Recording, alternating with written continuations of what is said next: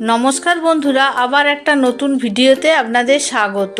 মন চাইলেই যখন তখন ঝুরি বাদাম দেয়া এইরকম চিড়ে ভাজা বানিয়ে নিন মনের মতন। প্রথমে আধ কাপ মতো বেসন নিতে হবে। তারপর বেসনের মধ্যে পরিমাণ মতো নুন, 1 চিমটি খাবার সোডা আর হাফ চামচের মতো জোয়ান ভালো করে মলে নিয়ে বেসনটার মধ্যে দিয়ে দিতে হবে। তারপর একটু একটু করে জল নিয়ে বেসনটা খুব ভালো করে মেখে নিতে হবে যেন শক্ত হয়। মাখাটা নরম হয়ে গেলে একেবারেই কিন্তু ঝুরিগুলো বানানো যাবে না। বেসনটা খুব ভালো করে দলে দলে মেখে নিলাম আর বেসনটা কিছুক্ষণের জন্য রেস্টে রেখে দেব ঢাকা দিয়ে। তারপর আমি কড়াতে পরিমাণ মতো তেল দিয়ে নেব। প্রথমে বাদামগুলো ভেজে নেব। মিডিয়াম লো ফ্লেমে ভাজতে হবে, তা নাহলে বাদামগুলো পুড়ে যেতে পারে। ব্রাউন কালারের মতো করে বাদামগুলো ভেজে নিতে হবে।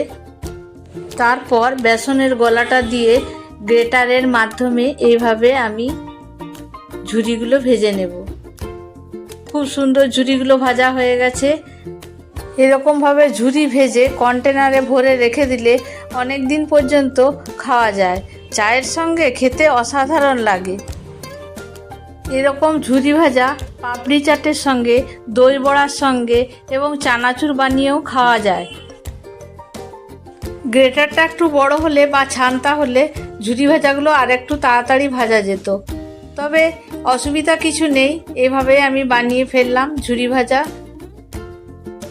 যদি মনে হয় ঝুরি ভাজাগুলোর সঙ্গে তেল উঠে আসছে, তাহলে আপনারা একটু ব্লটিং পেপার দিয়ে তেলটাকে শুষে নিতে পারেন। ঝুরি ভাজা সাদা তেলের থেকে সর্ষের তেলেই টেস্ট বেশি হয় আমার মনে হয়। এখানে ঝুরি ভাজাগুলো প্রায় কমপ্লিট হয়ে গেছে। কিছুটা কারি পাতা নিয়ে তেলে মুচমুচে করে ভেজে নেব যাতে ফ্লেভারটা আসে।